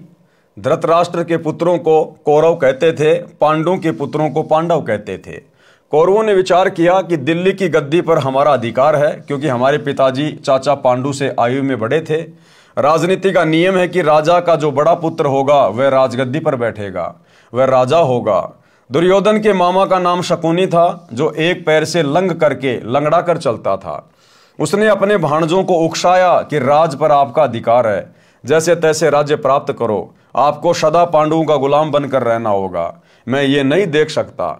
एक योजना बनाई कि युधिष्ठिर राजा को जुआ खेलने के लिए खुश करो, मैं युधिष्ठिर को हेरा फेरी करके हरा दूंगा, ये मेरी जिम्मेदारी है। देखो भाई और बहनों, काल हमारे साथ भी इसी प्रकार से छलबल करने का प्रयास करेगा। जिस प्रकार शकुनी ने अर्थात उस काल ने पांडवों को राज्य विहीन करने के लिए और जुआ खेलने के लिए प्रेरित कर लिया, खुश कर लिया, और अंत में फिर क्या दुर्गति हुई इनकी। 12 वर्ष तक जंगल में भटके अज्ञातवास में, और लाखों करोड़ों लोग मरवा दिए फिर महाभारत के युद्ध में, वो जुआ खेलने के कारण। तो हम भगत भाई बहनों ने इस महाभारत से शिक्षा लेनी चाहिए कि हम भगत भाई बहनों ने शौपन में भी अपने गुरुदेव के नियम और मर्यादाओं को नहीं तोड़ना चाहिए। हमें गुरुदेव भगवान ने कोई भी खेल खेलने से मना किया हुआ है। जुआ भी एक खेल है, लॉटरी भी एक खेल है। ना हमने किसी का सहयोग करना, ना हमने कोई cricket, volleyball, kabaddi, football, hockey कुछ नहीं खेलना। नॉर्मल एक्सरसाइज चाहें तो हम कर सकते हैं, हल्की फुल्की दौड़ धूप हम कर सकते हैं, सुबह शाम हम टहल सकते हैं, हल्का फुल्का व्यायाम कर सकते हैं, एक्सरसाइज कर सकते हैं। लेकिन हमने जिम वगैरह करना, बॉडी बिल्डिंग करना, जिम्नास्टिक करना, या कोई गेम खेलना जिसमें हमारी श्वासें ज़्यादा से ज़्यादा बर्बाद हो, हमारा समय बर्बाद हो, हमने सहयोग भी नहीं करना किसी का। खेलना तो बहुत दूर की बात है। ये गुरुदेव भगवान का नियम है, उनकी मर्यादा है। सतलोक आश्रम मैनेजमेंट हरियाणा, गुरुदेव का परिवार जो मर्जी करे, वो चाहे लोगों के लिए बैडमिंटन का स्टेडियम बनवाए, चाहे खुद बैडमिंटन खेले, उनकी मौज, उनकी मर्जी। हमने अपने गुरुदेव को देख के चलना है, हमने गुरुदेव के ज्ञान को आधार बना के चलना है, हमने इसी जन्म में अपनी आत्मा का कल्याण करवाना है। तो चाहे हमें कोई कितना ही क्यों ना उकसाए, हमने गुरुदेव की मर्यादाओं का बिल्कुल भी हनन नहीं करना है। एक योजना बनाई कि युधिष्ठिर राजा को जुआ खेलने के लिए खुश करो, मैं युधिष्ठिर को हेरा फेरी करके हरा दूंगा, ये मेरी जिम्मेदारी है। युधिष्ठिर जुआ खेलने को राजी हो गया। अब ये युधिष्ठिर ने गलती कर दी, और एक छोटी सी गलती की कितनी बड़ी सजा भुगतनी पड़ी पूरे खानदान को। बार बार हारता चला गया, राज्य भी हार गया। अंत में शकुनी ने कहा कि द्रौपदी को दांव पर लगा। अंत में शकुनी ने क्या कहा कि द्रौपदी को दांव पर लगा। ऐसे निकम्मे रिश्तेदार परमात्मा किसी को ना दे। शकुनी ने दुर्योधन से कहा कि हो सकता है अब की बार तू जीत जाएगा, और जितनी भी चीजें तू हार चुका है हो सकता तू सारी वापस प्राप्त कर ले। उसको बांस पे चढ़ा दिया, और अंत में युधिष्ठिर ने, जिसको धर्मपुत्र कहा जाता है, उसने अपनी औरत को भी दांव पे लगा दिया, औरत को भी। यह है महाभारत के उन पात्रों का चरित्र, घटिया चरित्र, गिरा हुआ चरित्र। आम समाज में आम व्यक्ति भी ऐसी गिरी से गिरी हरकत नहीं कर सकता। अपनी औरत को, अपने घर की इज्जत को जुए में नहीं लगा सकता, दांव में नहीं लगा सकता। और बिना इस तत्व ज्ञान के, बिना सतगुरु के ज्ञान के हम जिस महाभारत को बड़े शौक से देखा करते थे, बड़े सम्मान के साथ हम भीष्म पितामह, कर्ण, द्रोणाचार्य का नाम लिया करते थे, आज गुरुदेव के ज्ञान से समझ में आया इन लोगों से गिरा हुआ घटिया चरित्र तो संसार में किसी का था ही नहीं। तो भाई और बहनों, हमने इन कथाओं से शिक्षा लेनी है, शिक्षा। हमने स्वयं भी नेक नीति से चलना है और दूसरों को भी नेक नीति से, बिना किसी व्यवधान के अपना जीवन जीने देना है। हो सकता है सब लौट आए। शकुन ने कहा कि हो सकता है द्रौपदी को दांव पर लगाने के बाद तू जीत जाए और सारी हारी हुई चीजें तू वापस प्राप्त कर ले। युधिष्ठिर ने द्रौपदी यानी अपनी पत्नी को भी दांव पर लगा दिया, उसमें भी युधिष्ठिर हार गया। शर्त थी कि जो सब हार जाएगा वह पूरा परिवार 12 वर्ष वन में निवास करेगा, किसी बस्ती में नहीं रहेगा, 1 वर्ष अज्ञातवास में रहना होगा। यानी 12 साल तक तो उनको जंगल में रहना पड़ेगा और 1 साल अज्ञातवास। अज्ञातवास का मतलब अगर उस वर्ष अगर दुर्योधन ने यानी कौरवों ने आप पांडवों को ढूंढ निकाला तो फिर से आप लोगों को 12 साल के लिए जंगल में रहना पड़ेगा। तो 1 साल तक वो अज्ञातवास में रहे, छुप के। 12 वर्ष वन में निवास करेगा, किसी बस्ती में नहीं रहेगा, 1 वर्ष अज्ञातवास में रहना होगा। यदि 13वें वर्ष अज्ञातवास में पता लग गया तो फिर से 12 वर्ष वनवास तथा 1 वर्ष अज्ञातवास की सजा होगी। यदि 13वें वर्ष वाला अज्ञातवास में पता नहीं लगा तो दुर्योधन का राज्य युधिष्ठिर को लौटाना होगा। जब युधिष्ठिर द्रौपदी को भी खो बैठा तो दुर्योधन का दांव लग गया। अब द्रौपदी दुर्योधन के कब्जे में थी। उसने अपने से छोटे भाई दुशासन से कहा कि उस अर्जुन की रांडी द्रौपदी को सिर के बाल पकड़कर घसीट कर सभा में ला।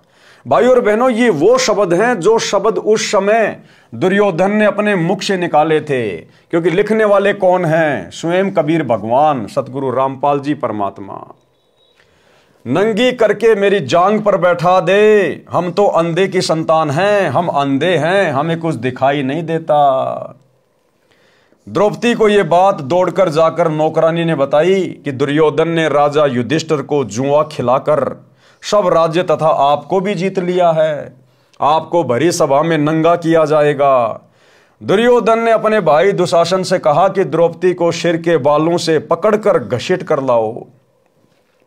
द्रौपदी ने पूछा कि सभा में कौरवों के अतिरिक्त और कौन कौन है? नौकरानी ने बताया कि दादा भीष्म, गुरु द्रोणाचार्य, काका कर्ण, काका विदुर, 5 भाई पांडव तथा अन्य गणमान्य व्यक्ति सभा में हैं। द्रौपदी ने कहा कि सभा में दादा भीष्म, काका कर्ण, काका चाचा विदुर, गुरु द्रोणाचार्य व मेरे पति विद्यमान हैं। तो दुर्योधन की क्या मजाल कि मुझे छू ले, मुझे हाथ लगा दे। इतने में दुशासन आया और बोला कि चल तुझे दिखाएंगे हम अंधे हैं या आंखों वाले, तू हमारी नौकरानी है। द्रौपदी ने बहुत विरोध किया, परंतु दुशासन बलवान था, उसमें 10,000 हाथियों के समान शक्ति थी। द्रौपदी के केस पकड़े और घसीट कर सभा में ले गया। दुर्योधन ने कहा कि दुशासन, नंगी कर द्रौपदी को, मेरी जांग पर बैठा दे।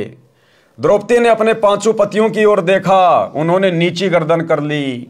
फिर भीष्म पितामह द्रोणाचार्य की ओर देखा, उस समय दुशासन ने द्रौपदी का हाथ पकड़ लिया था, क्योंकि द्रौपदी साड़ी को मजबूती के साथ दोनों हाथों से पकड़े हुए थी। किसी ने भी दुशासन व दुर्योधन से नहीं कहा कि आप गलत कर रहे हो। पंचायत में अबला के साथ अभद्र व्यवहार ना करो। यदि भीष्म पितामह, द्रोणाचार्य और कर्ण में से एक भी खड़ा होकर यह कह देता कि बस बहुत हो चुकी है, छोड़ दो अबला को वरना ठीक नहीं रहेगा।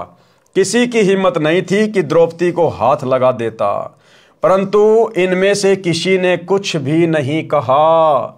नंगी होने का इंतजार करने लगे, कल मुंहों ने नजर भी नीची नहीं की। परमात्मा वो बता रहे हैं जो घटना वहां पर एज इट इज घटित हुई थी। भीष्म पितामह, गंगा पुत्र भीष्म पितामह, द्रोणाचार्य उनका गुरु और वो योद्धा कर्ण उस द्रौपदी को नंगा देखने के लिए बैठे हुए थे।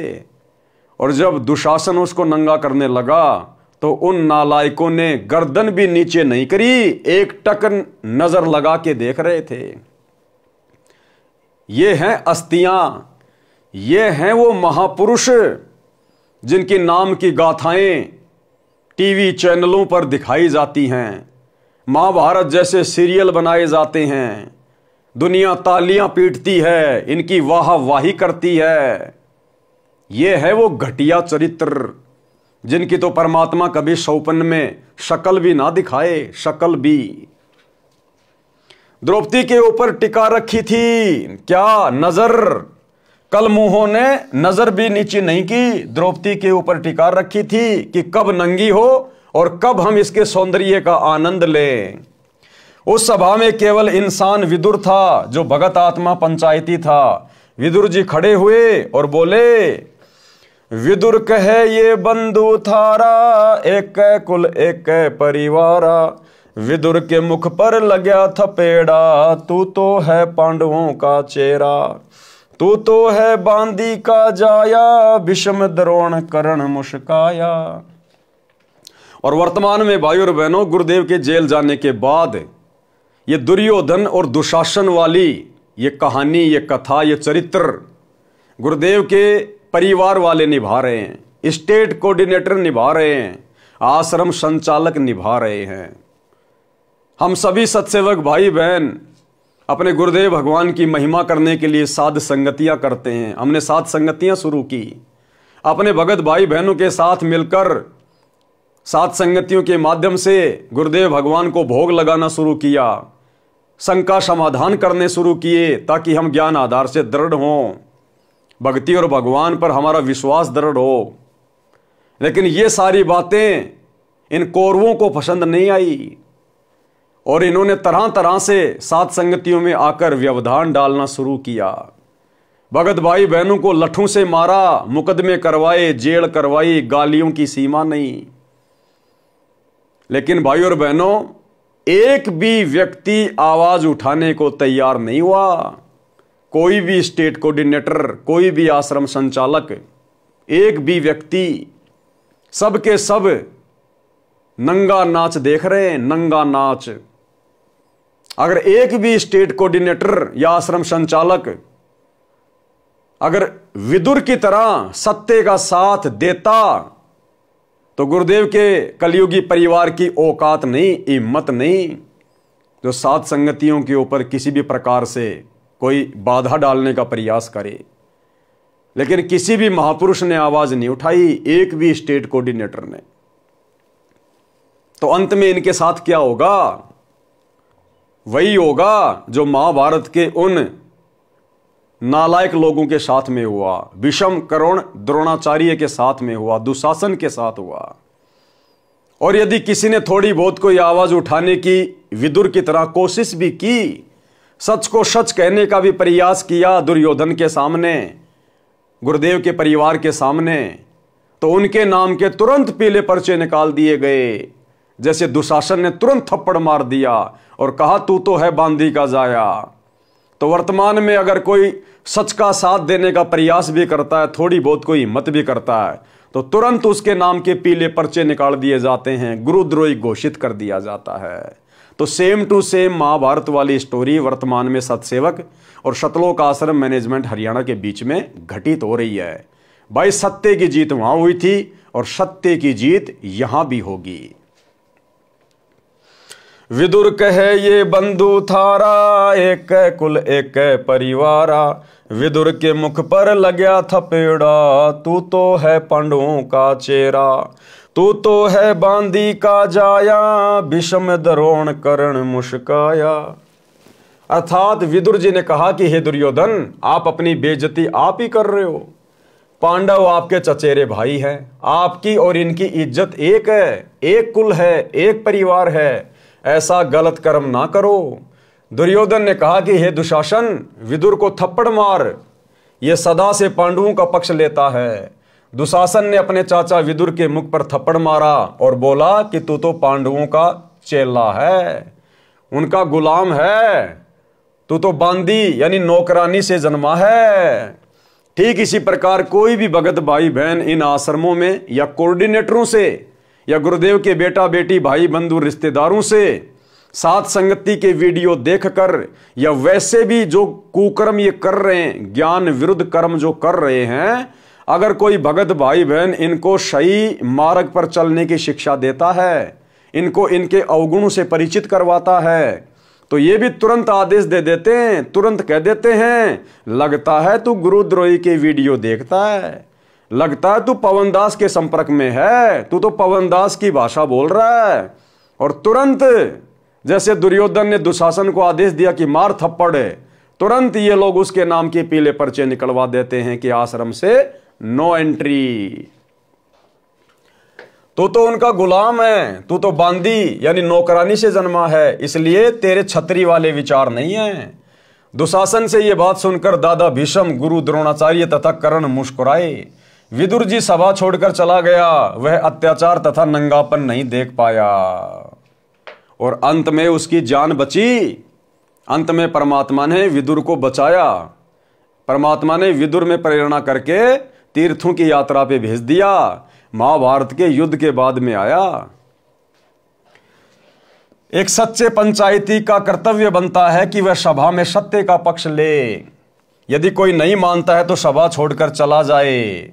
लेकिन भाई सतलोक आश्रम मैनेजमेंट हरियाणा की सभा लोग नहीं छोड़ रहे, बिल्कुल अधर्म के पाड़े में हैं, झूठ के पाड़े में बैठे हैं। क्यों नहीं छोड़ पा रहे ये कोऑर्डिनेटर? क्यों? क्योंकि सतलोक आश्रम मैनेजमेंट हरियाणा का मलिन अन्न खाकर इनकी बुद्धि भ्रष्ट हो चुकी है। सच क्या है, झूठ क्या है, इनको सब पता है। मुझ पवन दास के वीडियो सबसे पहले यदि कोई देखता है तो कोऑर्डिनेटर, गुरुजी का परिवार। उसके बावजूद भी ये लोग जानबूझकर सांची तजकर बैठे हैं। अंत में क्या होगा इनके साथ में? विदुर जी ने कर्तव्य पूरा किया। जब द्रौपदी ने देखा कि मैं जिनको अपना संरक्षक मानती थी, जिन बड़े बुजुर्गों पर विश्वास करती थी कि ये कभी अबला को नंगा नहीं होने देंगे, ये मेरी भूल थी। अपना तो परमात्मा है। कौन है? परमात्मा। ठीक इसी प्रकार भाई और बहनों, हमने भी शिक्षा लेनी है। सतगुरुदेव भगवान के अलावा, इस परमात्मा के अलावा हम आत्माओं का कोई भी संरक्षक नहीं है, हमारा कोई भी रक्षक नहीं है। गुरुदेव भगवान हमें बार बार कहते हैं कि बच्चों, इस मार्ग में आने के बाद आपने हर प्रकार से अपने गुरुजी के प्रति समर्पित रहना होगा। आपने किसी से कोई उम्मीद नहीं करनी, कोई आशा नहीं करनी। अगर उंगली के चोट भी लग जाए तो भी अपने गुरुजी पर आश्रित रहना है। भले ही उसका माध्यम कोई डॉक्टर बने, कोई जो है मेडिसिन बने, लेकिन आपने अपने गुरुजी से ही अरदास करनी है कि ठीक करेंगे तो मेरे गुरुजी करेंगे। हमने इस कदर समर्पित होना अपने गुरुजी पर। हमारे ऊपर चाहे कैसी भी आपत्ति आओ, कैसी भी परेशानी आओ, कैसी भी समस्या हो, हमने अपने रिश्तेदारों से, यार दोस्तों से, हमने किसी से मदद की कोई इच्छा करनी नहीं है, कोई उम्मीद लगानी नहीं है। हम पतिव्रता पद की भक्ति कर रहे हैं और एक पतिव्रता औरत हर मुसीबत में केवल अपने पति का सहारा तकती है, किसी अन्य का नहीं। तो भले हमारे साथ में कुछ भी बीते, कुछ भी हो, कितनी बड़ी हानि होती दिखाई दे, परमात्मा कहते हैं विश्वास रखना अपने गुरुदेव भगवान पर। वो आपत्ति ऐसे टल जाएगी जैसे हवा चलने से बादल दूर दूर भाग जाते हैं। तो भाई और बहनों, हमने इस कथा से शिक्षा लेनी है केवल अपने गुरुजी से हमने और किसी से कोई उम्मीद नहीं लगानी है। जिन बड़े बुजुर्गों पर विश्वास करती थी कि ये कभी अबला को नंगा नहीं होने देंगे, ये मेरी भूल थी। अपना तो परमात्मा है। द्रौपदी श्री कृष्ण को गुरु बनाए हुए थी। आपत्ति में गुरुजी को याद किया जाता है। आपत्ति में किसको याद किया जाता है? गुरुजी को। शिक्षा दे रहे हैं परमात्मा कि आप भक्तों पर यदि कभी कोई आपत्ति आ जाए, पहली बात तो शत भक्ति मर्यादा में रहकर करने वाले भगत भाई बहनों पर आपत्ति परमात्मा आने नहीं देता। और फिर भी यदि कोई आपत्ति आ जाए तो परमात्मा कहते हैं कि वो तुम्हारी परीक्षा होगी। गुरु तुम्हें चेक करेगा कि तुम अपने गुरुजी पर आश्रित होना सीखे या नहीं सीखे। तो आपत्ति के समय गुरुजी को याद किया जाता है। गुरुजी कौन? परमात्मा। गुरु में आध्यात्मिक इंटरनेट लग जाता है, उसके माध्यम से भगत की पुकार परमात्मा के पास जाती है। हमारे तो गुरु भी यही और हमारे तो परमात्मा भी यही। घर की घर में इंटरनेट लगा हुआ है। परमात्मा उस कॉल को धर्मराज के पास डाइवर्ट कर देता है। धर्मराज उस जीवात्मा का पुण्य देखता है, उस पुण्य को परमात्मा के पास तुरंत ईमेल कर देता है। परमात्मा देखता है कि इसके कौन से धर्म कर्म या भक्ति के कारण साधक का संकट निवारण किया जा सकता है। उस आत्मा द्रौपदी के खाते में अंधे महात्मा को दिए गए लीर यानी छोटा सा कपड़े का टुकड़ा, उसके प्रतिफल में सहायता करनी बनती है। उसी समय कबीर परमेश्वर जी सूक्ष्म रूप में द्रौपदी के सिर पर कमल के फूल पर विराजमान हो गए। कौन? कबीर परमेश्वर सतगुरु रामपाल जी भगवान। उस समय श्री कृष्ण जी तो द्वारिका में अपनी पत्नी रुक्मणी के साथ चौपड़ खेल रहे थे। श्री कृष्ण जी चौपड़ पासे डालकर अचानक बोले अनंत, और ऊपर को हाथ उठा लिया आशीर्वाद की मुद्रा में। यह परमात्मा कबीर जी ने रिमोट से बुलवाया था। गुरु के माध्यम से परमात्मा की शक्ति संकट वाले साधक के पास जाती है। पासे डालकर बोलना तो चाहिए था कच्चे 12 या पक्के 18, परंतु बोलने लगे अनंत अनंत। तब रुक्मणी ने श्री कृष्ण जी का हाथ पकड़ा जो आशीर्वाद के लिए उठा हुआ था। पूछा कि ये अनंत किस लिए कहा, मुझे समझाओ। श्री कृष्ण जी की दिव्य दृष्टि परमात्मा ने खोल दी। कहा कि दुशासन ने द्रौपदी को पकड़ रखा है, उसका चीर उतारना चाहता है। हमारी भक्ति 3 लोक में सबसे ऊंची सखल में शिखरी है। हमारे भगत की हार हो गई तो हमारा नाम कौन लेगा। इसी प्रकार भाई और बहनों, धरती पर आज वही परमात्मा प्रकट है और हमारा सौभाग्य, हम डायरेक्ट उनसे जुड़े हुए हैं, हम उनकी शरण में हैं। अरे यदि कोई आपत्ति आती है तो हम जरा अपने गुरु पे विश्वास तो करके देखें एक बार। परमात्मा यही तो चाहते हैं कि बच्चों आने दो आपत्ति, देखते हैं आपत्ति बड़ी है या तुम्हारा गुरु बड़ा है। तुम एक बार विश्वास तो करके देखो अपने गुरु पर, अपने भगवान पर। तेरी आपत्ति का समाधान करता है या नहीं करता है। गुरुदेव भगवान कहते हैं, जय हमरा भक्त पछोड़ी होई तो हमरा नाम ना लेवे कोई। उसका चीर उतारना चाहता है। हमारी भक्ति 3 लोक में सबसे ऊंची यानी सखल में शिखरी है। हमारे भगत की हार हो गई तो हमारा नाम कौन लेवेगा। ये सब कुछ परमात्मा कबीर जी श्री कृष्ण जी से बुलवा रहे थे ताकि परमात्मा में आस्था मानव की बनी रहे।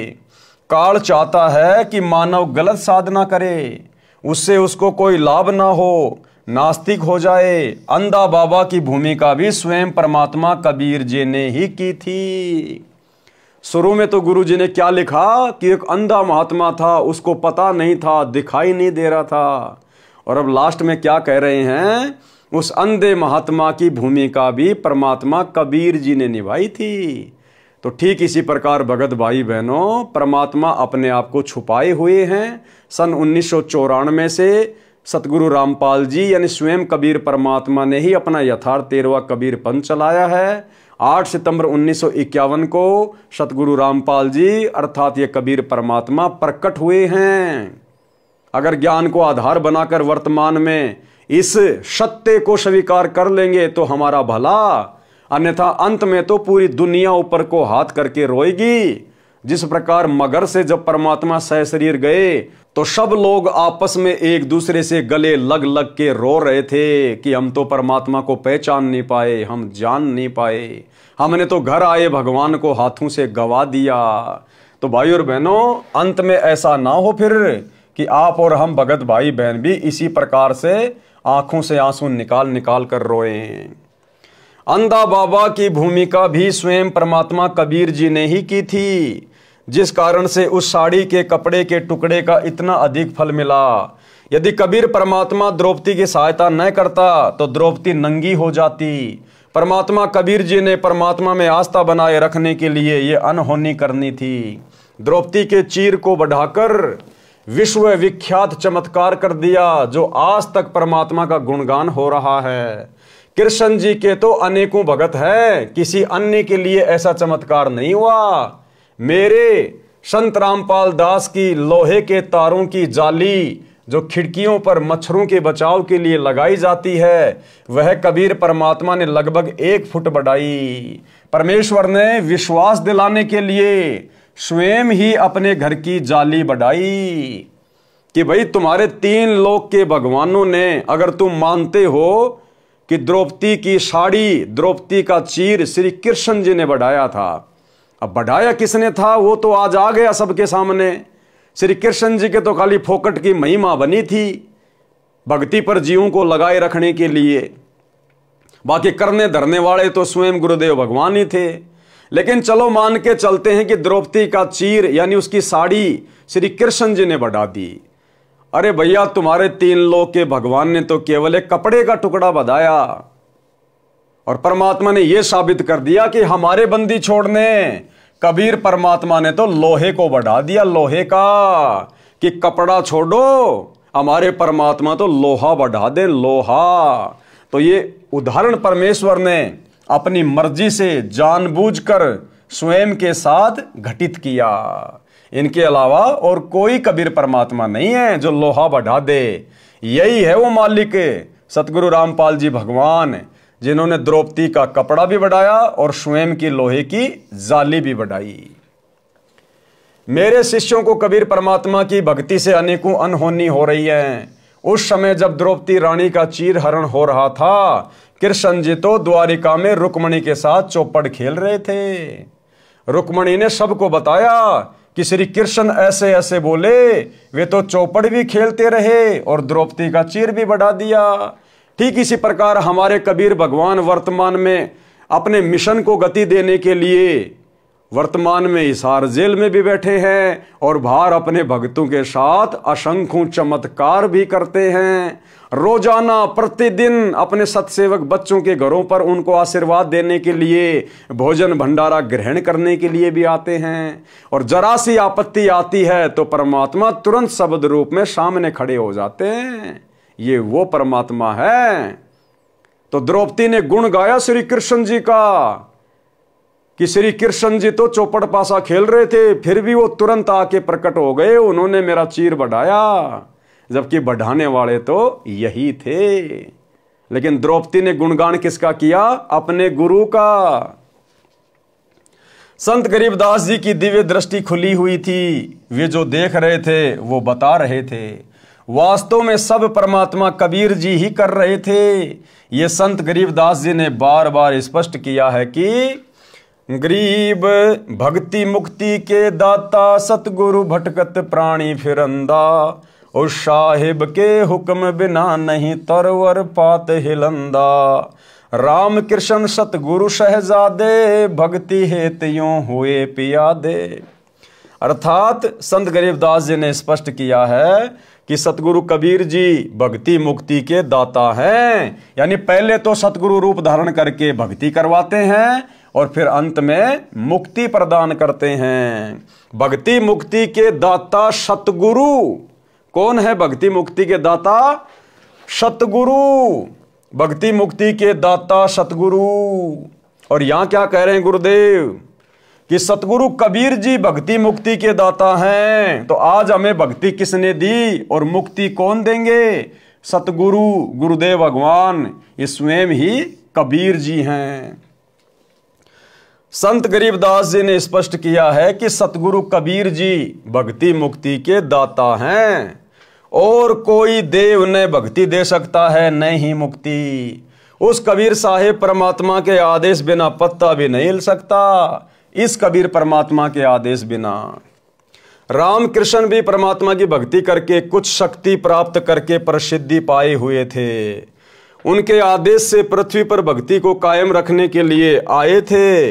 वे परमात्मा कबीर जी के शहजादे यानी राजकुमार थे, क्योंकि इस विष्णु वाली आत्मा ने किसी मानव जन्म में परमात्मा कबीर जी की शरण में रहकर अच्छी साधना की थी। इसी कलयुग की बिचली पीढ़ी में तभी तो आज ये ब्रह्मा विष्णु महेश बन के बैठे हैं, क्योंकि कलयुग की बिचली पीढ़ी में सतगुरु रामपाल जी भगवान की शरण में आकर इन्होंने जबरदस्त भक्ति कमाई की, लेकिन अंत में मर्यादा नहीं निभा पाए और काल के हत्थे चढ़ गए। काल ने उनको ब्रह्मा विष्णु महेश बना दिया। दुर्भाग्य से पार नहीं हो पाए, काल ब्रह्म के जाल में फंसे रहे। इस आत्मा की सत्य भक्ति अधिक थी, इसको अपनी पत्नी दुर्गा देवी द्वारा जन्म देकर विष्णु पद दे रखा है। इसकी पूर्व जन्म की भक्ति की कमाई पूर्ण रूप से नष्ट करवाकर पृथ्वी के ऊपर जन्म देगा। एक मानव जन्म भी हो सकता है, फिर 84 लाख प्रकार के प्राणियों के जन्म भोगेगा।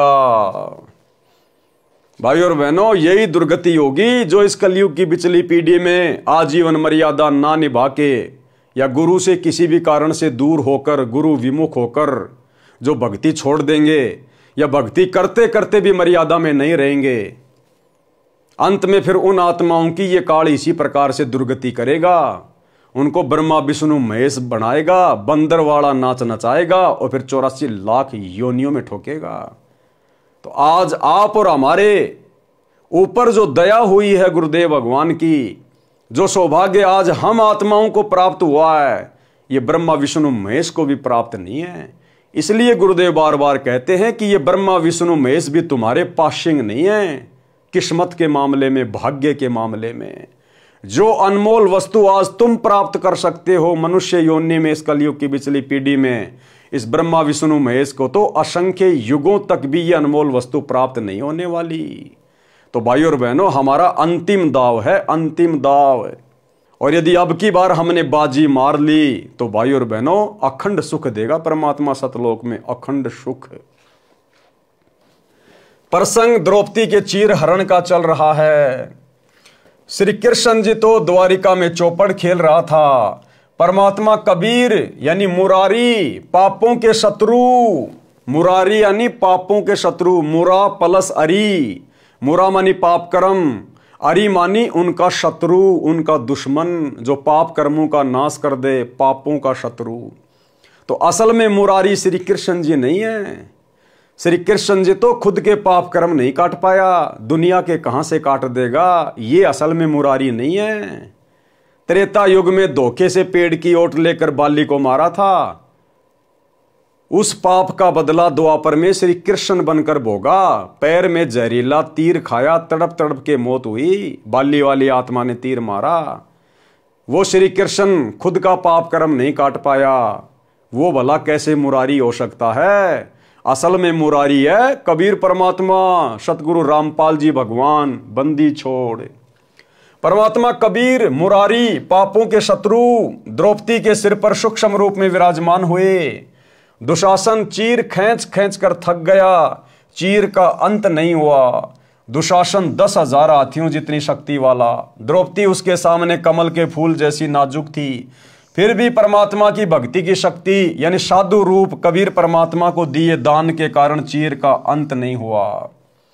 द्रौपदी श्री कृष्ण जी की शिष्य थी, जिस कारण से उसने अपने गुरु की महिमा गाई कि मेरे गुरुजी के कारण मेरी इज्जत सुरक्षित रही है। वाणी में भी प्रमाण है कि द्रौपदी श्री कृष्ण जी से अर्ज नहीं कर रही थी, वह तो परमात्मा से प्रार्थना कर रही थी, कह रही थी कि हे प्रिय पूर्ण ब्रह्म जी मेरी लाज रखना। और भाई और बहनों, गुरुदेव ने बताया ये आत्मा चाहे किसी की भी भक्ति करती है, किसी को भी अपना इष्ट मानती है, किसी को भी अपना गुरु बना रखा है, लेकिन जब इसके ऊपर विशेष आपत्ति आती है तो ये आत्मा परमात्मा को याद करती है, हे परमात्मा, हे मालिक, हे परमेश्वर।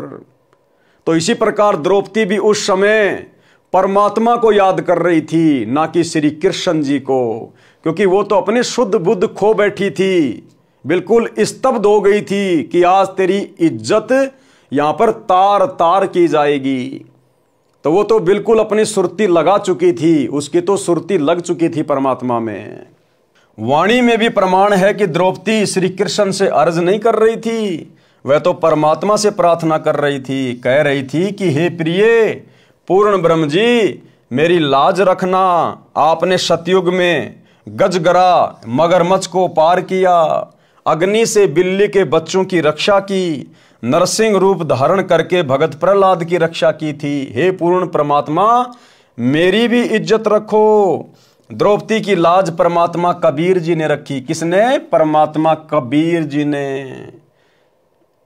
सभा में जिम्मेदार होने के कारण भीष्म, द्रोणाचार्य तथा कर्ण ने अपना कर्तव्य नहीं निभाया, जिस कारण से इन तीनों को महाभारत के युद्ध में दंड मिला, बुरी मौत मरे।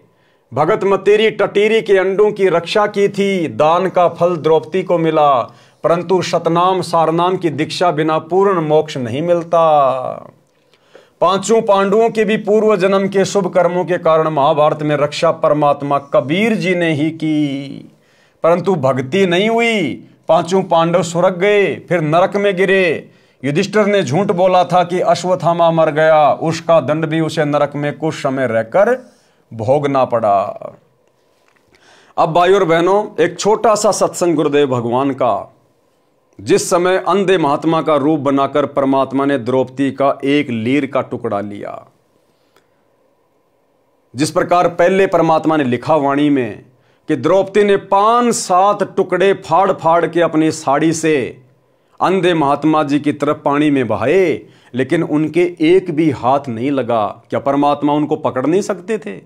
जानबूझ के परमात्मा ने वो साड़ी के टुकड़े नहीं पकड़े। अंत में जो टुकड़ा द्रौपदी ने एक लंबी सी लकड़ी में बांध के और अंधे महात्मा के हाथ के पास किया, उसके हाथ को छुआ। द्रौपदी ने वो लकड़ी अंधे महात्मा के हाथ के पास कर दी और वो कपड़ा अंधे महात्मा के हाथ को छूने लगा।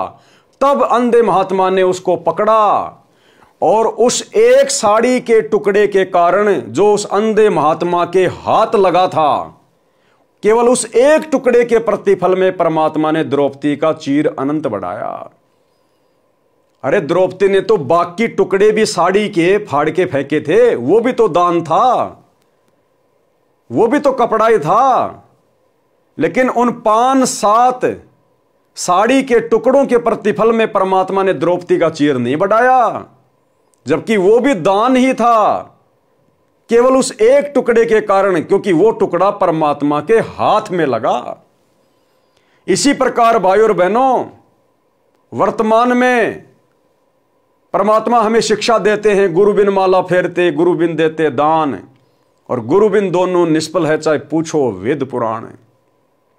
जानबूझ के परमात्मा ने वो उदाहरण पेश किया 5-7 साड़ी के टुकड़ों को ना पकड़ने का, केवल एक टुकड़ा हाथ लगा, उसी के प्रतिफल में द्रौपदी की साड़ी बढ़ाई। ठीक इसी प्रकार वर्तमान में परमात्मा हम भगत भाई बहनों को शिक्षा देना चाह रहे हैं इस कथा के माध्यम से, क्योंकि सतगुरु हमेशा संकेत करेगा और संकेतों की भाषा शिष्य ने समझनी पड़ेगी कि शब्द सैन सतगुरु की पहचान है, पावे अटल सुहागरे। ठीक इसी प्रकार वर्तमान में हमारे भाई बहन ज्ञान को आधार ना बनाकर गुरु को मानुष मानकर और गुरु की शिक्षाओं से हटकर जिस प्रकार इन सतलोक आश्रमों में कुपात्रों को ज्योति पाठ और दान का पैसा दे रहे हैं। हमारे गुरुदेव भगवान तो हिसार जेल में बैठे हैं, उनको 2 टाइम की रोटी 2 जोड़ी कपड़ा सरकार दे रही है। हम भगत भाई बहनों का लाखों करोड़ों का ये दान, ये धर्म, ज्योति पाठ का पैसा हमारे गुरुदेव भगवान के हाथ में नहीं जा रहा, हमारे गुरुदेव के हाथ में नहीं लग रहा। अरे दान किसको किया जाता है? गुरु भाई को या गुरु को, सुपात्र को या कुपात्र को। और सुपात्र कौन है? क्या बताया गुरुदेव ने केवल तुम्हारा सतगुरु ही सुपात्र है, अन्य कोई भी सुपात्र नहीं है। और यदि कुपात्र को दान धर्म करोगे तो भाई परिणाम भोगना पड़ेगा।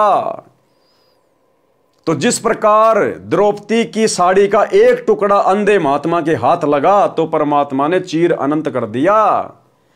बाकी साड़ी के टुकड़े भी द्रौपदी ने फाड़े थे, लेकिन वो महाराज जी के हाथ नहीं लगे, उसके प्रतिफल में कुछ नहीं दिया। ठीक इसी प्रकार भाई और बहनों, वर्तमान में आप जी आंखें बंद करके जो इन सतलोक आश्रम में दान कर रहे हो, ज्योति पाठ के पैसे दे रहे हो, ये भक्ति है, ये नियम अनुसार चलती है। यहां मनमान आचरण नहीं चलता। बताओ तुम भगत भाई बहनों का कौन सा पैसा आपके गुरुदेव के हाथ में जा रहा है? 2014 बरवाला कांड के बाद से आप सतलोक आश्रमों से जुड़े हुए किन किन भगत भाई बहनों ने अपने गुरुदेव के हाथ में हिसार जेल में जाके दान दिया है? तो भाई और बहनों, आने वाले समय में, क्योंकि युग परिवर्तन का समय चल रहा है, परिस्थितियां बहुत भयंकर तरीके से बिगड़ेंगी। ज्ञान गंगा पुस्तक में नास्त्रदमस की भविष्यवाणी में पूज्य गुरुदेव जी जिक्र कर चुके हैं कि आने वाले युग परिवर्तन में भारत देश में 16 से अधिक राज्यों में राष्ट्रपति शासन लागू हो जाएगा। परिस्थितियां बद से बदतर होंगी। और कल ही मणिपुर में राष्ट्रपति शासन लागू हो चुका है, शुरुआत हो चुकी है। साध वचन पलटे नहीं, चाहे पलट जाए ब्रह्मांड। और जब वो परिस्थितियां बिगड़ेंगी, दुनिया की हालत बद से बदतर होगी। रहते तो हम भी दुनिया में ही हैं। जब पड़ोस में आग लगती है तो चिंता तो पड़ोसी की भी होती है, चाहे कितना पक्का मकान हो। तो उस समय भाई और बहनों, परमात्मा कैसे आपकी रक्षा करेंगे? आपकी रक्षा करने का अधिकारी वो है जिसके हाथ में आपने दान दिया है। तो आपने अपने गुरुदेव के हाथ में तो दिया ही नहीं। तो जिस प्रकार द्रौपदी की साड़ी का जो टुकड़ा सतगुरु के हाथ लगा, उसी के प्रतिफल में उसके चीर को बढ़ाया। बाकी साड़ी पूरी व्यर्थ चली गई। तो विचार कर लेना, आप भगत भाई बहनों के दान का, ज्योति पाठ का पैसा सुपात्र के हाथ में जा रहा है या कुपात्र के हाथ में जा रहा है। और वो कुपात्र फिर तुम्हारी आंखों के सामने तुम्हारे दान धर्म का, गुरुदेव की मर्यादाओं के विरुद्ध प्रयोग करके तुम्हारी सारी मर्यादा तोड़वा रहे हैं। हरियाणा में जाट आरक्षण में तुम भगत भाई बहनों का, इन कुपात्रों को दिया गया वो पैसा चंदे के रूप में दिया गया, करोड़ों में। आनंदपाल सिंह जैसे गैंगस्टर की सीबीआई जांच के समर्थन में 5 लाख रुपए राजपूत करणी सेना को दे दिए गए। धनाना में करोड़ों रुपया का बैडमिंटन स्टेडियम बना दिया गया। धनाना आश्रम में फालतू में हॉस्पिटल बनाया जा रहा है। गोहाना में जाट धर्मशाला का 5वां फ्लोर तुम भगत भाई बहनों के ज्योति पाठ और दान के पैसे से गुरुदेव का बड़ा लड़का बनवाने का ठेका ले चुका है। समाज में भाईचारा निभाने के लिए तुम्हारे कर्म पे कर्म फोड़े जा रहे, कर्म पे कर्म। क्यों? क्योंकि आप लोगों ने आंख बंद करके अपने गुरुदेव की मर्यादाओं को ना निभाकर, ज्ञान को आधार ना बनाकर, अपने गुरु की शिक्षाओं पर ना चलते हुए कि गुरु बिन दान पुण्य जो कर ही मिथ्या होए कबू नफल ही, आप लोगों ने उन कुपात्रों को ज्योति और पाठ का पैसा दे दिया जिन कुपात्रों के मनमानी गलतियों के कारण, मनमाने आचरण के कारण, जिनकी काल प्रेरणा के कारण 2014 का बरवाला कांड हुआ और जिन लोगों की मनमानी हरकतों के कारण पिछले 10 वर्ष से हमारे गुरुदेव हिसार जेल में बैठे हैं। भाई और बहनों, विचार कर लेना, अभी भी समय है। यदि बात समझ में आई है तो नाक रगड़कर अपने गुरुदेव से घर पर क्षमा याचना कर लो और छोड़ दो इन फर्जी आश्रमों में जाना। साथ संगति से जुड़ जाओ। जब तक गुरुदेव भगवान नहीं आते हैं, घर को आश्रम बनाओ, मर्यादा रूपी दीवार बनाओ, ज्ञान को आधार बनाओ और गुरु को इष्ट मान के भोग लगाओ। अपनी भक्ति करो। बकवाद करने से परमात्मा निकट नहीं आएगा। ये एग्जाम्पल है द्रौपदी की कथा। बाद में रोओगे, पछताओगे। आपके विश्वास के लिए ये छोटा सा सत्संग गुरुदेव का, जिसमें गुरुदेव ने इसी बात को हाईलाइट किया है कि वो एक टुकड़ा साड़ी का जो महाराज के हाथ लगा था, उसी के प्रतिफल में द्रौपदी का चीर बढ़ाया। बाकी जो 3-4 कपड़े और फाड़ फाड़ के दिए थे वो भी तो दान ही था, लेकिन उसके प्रतिफल में चीर नहीं बढ़ाया, क्योंकि वो महाराज के हाथ नहीं लगा। सुनिए। धर्म बिना धापै नहीं ये प्राणी प्रपंच, आस बिरानी क्यों कर रत्न दिया हो तो संच। यदि पहले दान किया तो आज मिलेगा, अन्यथा चाहे सिर पटक ले, चाहे कितने किसी प्रकार की तू अन्य साधना कर ले। हाँ, ये मान लीजिए तेरे भाग्य में नहीं है, पूर्व में दान नहीं कर पाया, तो अब आपको तरीका बताया जा रहा है, ऐसे कीजिए। प्रमाण है कि जैसे द्रौपदी ने उसी जन्म में एक अंधे महात्मा को एक बिल्हाता अर्थात 8-9 इंच का एक कपड़ा लंगोट टाइप कोपीन टाइप बना के पाड़ के दिया था। यानी वैसे तो उसने लगभग सारी साड़ी पाड़ के डाल दी थी नदी में। अंधा महात्मा था, हाथ नहीं लग गया, वह एक लकड़ी के लपेट के उसके हाथ के लगा दिया। अर्थात उस इतने के कपड़े का दान का इसी जन्म में भी परमात्मा ने उसको लाभ दे दिया, क्योंकि वो सुपात्र को दान किया गया था। वो परमात्मा कहता है कि जो जन मेरी शरण है ताका हूं मैं दास, गेल गेल ला गया फिरूं जब तक धरती आकाश। पारक के अंक का सरलार्थ किया जा रहा है। पारक के अंक की वाणी नंबर 1207 से 1214। गरीब देना जग में खूब है, दान ज्ञान परवेश, ब्राह्मण को तो जग करी बतलाई है शेष। गरीब दान ज्ञान ब्रह्मा दिया, सकल सृष्टि के माही, सोम डूम मांगत फिरे जिन कुछ दीन्या नाही। गरीब दान ज्ञान परिणाम कर, होम जो हरि के हेत, यज्ञ पंचमी तुझे कहूँ ध्यान कमल सुर सेत। गरीब धर्म कर्म जग कीजिए, कुए बाय तलाव, इच्छा अस्तल स्वर्ग सुर सब पृथ्वी का राव। गरीब भूख्या भोजन देत है, कर्म यज्ञ जो नार, 100 गज फीलों चढ़त हैं पालक कंद कहार। गरीब कुए बाय तलावड़ी, बाग बगीचे फूल, इंद्रलोक गन कीजिए परी हिंदोलों झूल। गरीब जति सती इंद्री दमन, बिन इच्छा बाटंत, काम देनु कल्प वृक्ष पद तास बार दूजंत। गरीब स्वर्ग नंदनी दर बंदे, बिन इच्छा जो नार, गण गंधर्व और मुनि जन तीनों लोक अधिकार। सरलार्थ इन वाणियों में कहा है कि संसार में सबसे उत्तम दान यथार्थ आध्यात्मिक ज्ञान देना है। सबसे उत्तम दान क्या है? आध्यात्मिक ज्ञान देना, सच्चा भक्ति मार्ग बताना, आत्माओं का कल्याण करवाना, यह सबसे बड़ा दान है, उत्तम दान है। क्योंकि तत्व ज्ञान से पूर्ण परमात्मा की भक्ति का ज्ञान होता है, पूर्ण मोक्ष मिलता है, जीव सदा सुखी हो जाता है। अन्य दान भी आवश्यक है जिनसे अस्थायी सुख मिलता है। वाणी नंबर 1209 पारक के अंग में 5 यज्ञ करना अनिवार्य बताया है। जो दान नहीं करते वे अगले जन्म में जब कभी मानव स्त्री पुरुष का जन्म मिलता है अति निर्धन होते हैं। दान धर्म का फल बताया है कि तालाब, कुएं तथा बावड़ी बगीची बनवाने से एक अश्वमेघ यज्ञ के समान पुण्य मिलता है। ये परमात्मा शास्त्रों के अनुसार बता रहे हैं, जबकि हमने इस प्रकार का दान धर्म नहीं करना है। हमने तो सतगुरु धारण करने के बाद सतगुरु के बताए अनुसार ही दान धर्म करना है। और सतगुरु ने बता दिया कि दान धर्म अपने गुरुजी के हाथों में करो, तुम्हारा गुरु ही धर्म के कार्य में लगा सकता है। और 5 यज्ञ जो हमें गुरुदेव ने बता दी हैं अपने घर पे करने के लिए, बस उसी हिसाब से हमने चलना है। बाकी परमात्मा शास्त्रों में लिखी बातों के अनुसार बता रहे हैं। उससे यदि स्वर्ग जाने की इच्छा करे तो स्वर्ग में कुछ समय देवपद मिलता है, फिर अपनी करनी भोगकर पृथ्वी पर पशु पक्षियों के जन्म प्राप्त करता है।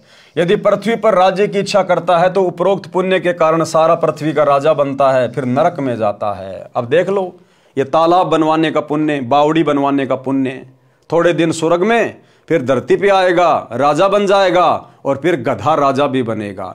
तो हमने केवल उतना ही दान पुण्य करना है, उतना ही धर्म कर्म करना है जितना हमारे गुरुदेव ने हमें सत्संगों में आदेशित किया है। अगर अन्य किसी को दान धर्म करोगे तो देख लो भाई, नादान संगत ने आंखें बंद करके सतलोक आश्रम मैनेजमेंट हरियाणा को दान धर्म किया, आज उनके जबरदस्ती कर्म फोड़ दिए गए। स्टेडियम बनाना, राजनीति में पैसा बर्बाद करना, हॉस्पिटल बनाना, आश्रम बना बना के पत्थरों में पैसा बर्बाद करना, गुंडों की सीबीआई जांच, 5 लाख रुपए देना, हरियाणा का जाट आरक्षण करोड़ों रुपया देना, गोहाना जाट धर्मशाला बनवाना, गांव वालों के लिए रोडें बनवाना, बसें चलाना, एम्बुलेंस चलाना, आश्रमों में दुनिया भर का पाखंड कर दिया, मिट्टी के बैल बना दिए, कबीर का झोपड़ा बना दिया, लहर तारा तालाब बना दिया, मिट्टी खोद के पहाड़ बना दिया, दुनिया भर का डेकोरेशन, जैसे ब्याह शादी में मैरिज गार्डन सजाए जाते हैं, ऐसे आश्रम सजा दिए जाते हैं, रंगोलियां बनाई जाती हैं। तो भाई और बहनों, यदि कुपात्रों को दान धर्म करेंगे तो फिर इसी प्रकार से काल हमारे कर्म फुड़वाएगा। जो भूखे व्यक्तियों को भोजन खिलाता है, सारी आयु घर आए अतिथि को भोजन देता है, या धर्म भंडारे करके भोजन करवाते हैं, वो अगले जन्म में जब कभी मानव जन्म मिलेगा तब धनी सेठ बनेगा, हाथी व पालकी की सवारी करेगा, परंतु मोक्ष नहीं होगा। कौन? जिनको पूर्ण सतगुरु नहीं मिलता। और जो व्यक्ति दान धर्म करते हैं, ये उनके विषय में बताया जा रहा है। सतगुरु मिलने के बाद तो सतगुरु के अनुसार ही धर्म कर्म करना होता है। कुएं, बाग, तालाब बनवाने से इंद्रलोक में गण की पदवी प्राप्त करता है, परंतु मोक्ष नहीं होता। ये वाणी नंबर 1209 के सरलार्थ में इसी अंग में पहले लिखा है। अन्य दान, ध्रुव भगत की माता जी सुनीति ने पुत्र को जन्म दिया, ये भी दान है। फिर पुत्र को ज्ञान दिया कि परमात्मा राज भी देता है। और क्या कह रहे हैं गुरुदेव, जतन चाहिए राजपाट तो भी धर ले ध्यान हमारा। अगर इस कलयुग की बिचली पीढ़ी में अगर इतना ज्ञान लेने के बाद तेरे को मोक्ष से अधिक अगर राज्य करने की इच्छा है, तो भी परमात्मा कह रहे हैं कि जतन चाहिए राजपाट तो भी धर ले ध्यान हमारा। फिर अगले जन्मों में परमात्मा तुझे चक्रवर्ती राजा बना देगा, लेकिन मोक्ष नहीं होगा, और फिर गधापति भी बनाएगा। तो भाई और बहनों, ये राज्य की प्राप्ति भी परमात्मा की भक्ति से ही होती है। जितने भी बड़े बड़े चक्रवर्ती राजा हुए हैं, या वर्तमान में जो राजा हैं, चाहे अमेरिका का राष्ट्रपति है, चाहे भारत का राष्ट्रपति है, ये आत्माएं किसी न किसी जन्म में सतगुरु की शरण में थी, थोड़ी बहुत भक्ति की, फिर छोड़ छाड़ के भाग गए।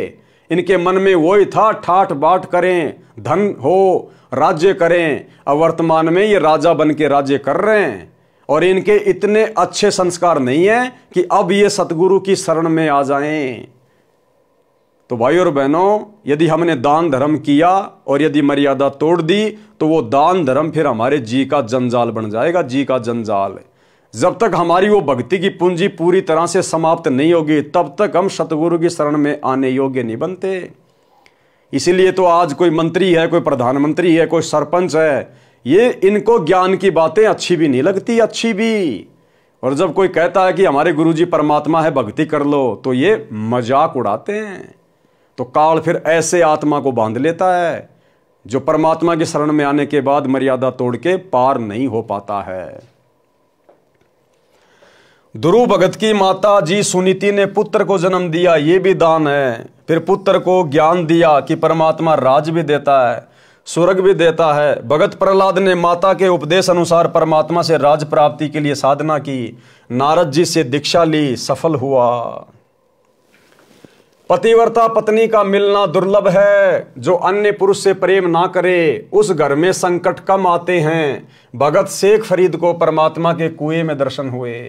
क्या कह रहे हैं परमात्मा? पतिव्रता पत्नी का मिलना भी दुर्लभ है, जो अन्य पुरुष से प्रेम ना करे उस घर में संकट थोड़े आते हैं। क्योंकि पतिव्रता औरत कौन होगी? जिसके हृदय में परमात्मा की भक्ति होगी। भले वर्तमान में कोई सतगुरु की शरण में नहीं है, लेकिन फिर भी यदि वो बहन, वो माई, यदि वो पतिव्रता है, इसका मतलब वो कभी न कभी पहले सतगुरु की शरण में थी, जिस कारण से आज उसके अंदर इतने अच्छे सुविचार हैं, उसका हृदय इतना पवित्र है, इतना साफ है।